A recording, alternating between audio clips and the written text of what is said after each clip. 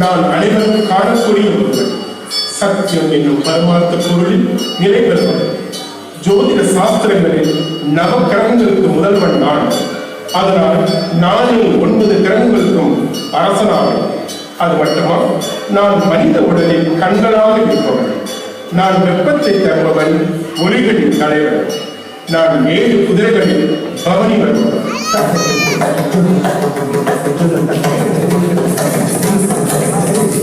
நான் சந்திரன். நான் குளிர்ச்சியானவன். ஒருவருடைய ஜாதகத்தில் நான் இருந்தால் அவர் குளிர்ச்சியை விரும்புவராக இருப்பார். என்னுடைய நிறம் வெள்ளை. கடலில் உள்ள உப்பு, முத்து, சங்கு அனைத்தும் வெள்ளைதான். என் மனைவிகள் 27 பேரும் நட்சத்திரம் காரணமானில் உள்ளார்கள். ரோஹிணியும் கார்த்திகையும் எனக்கு பிடித்த மனைவிகள். நான் ஒவ்வொரு மனைவியை சந்திக்கும் நேரத்தில் பூமியில் குழந்தைகள் பிறந்தால் என் மனைவியின் பெயரே அக்குழந்தைகளின் நட்சத்திரமாக அமையும்.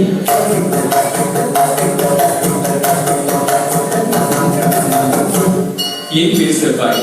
என்னை அங்காளர்கள் என்று அழைப்பார்கள். நான் சிவப்பு நிறம். நான் பூமாதேவியை கற்பத்தில் ஊட்டவன். ஒவ்வொருவரின் உடம்பிலும் இரத்தமாக இருப்பவன். அதனால் என்னை ரத்தத்திற்கு அதிபதி இருப்பார்கள்.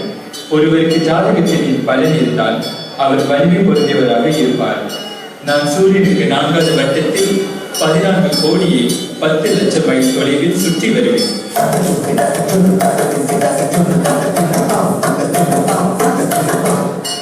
என் பெயர் புதன். நான் கல்விக்கு அறிவி. என் நிறம் பச்சை. எழுத்தாளர், கவிஞர், ஆசிரியர், சோதிடர் போன்றோர் உருவாக்க நான் தான் காரணம்.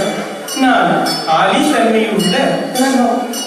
அறிவு, ஆற்றல், திறமை, சிறந்த பேச்சு ஆகியவற்றை கொடுக்கும் வல்லமை எனக்கு உண்டு. எனக்கு பிடித்த எண் 5. உலகில் உள்ள பெரும்பாலான 5 வழி நோட்டுகள் பச்சை நிறமுடையது என்பது உங்களுக்கு தெரியுமா?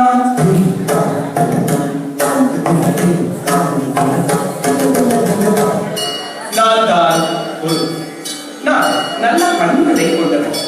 என் பார்வைப்பட்டால் ஓடி தோஷம் இருந்தால் அது நீங்கும். எனக்கு பிடித்த நிறம் மஞ்சள்.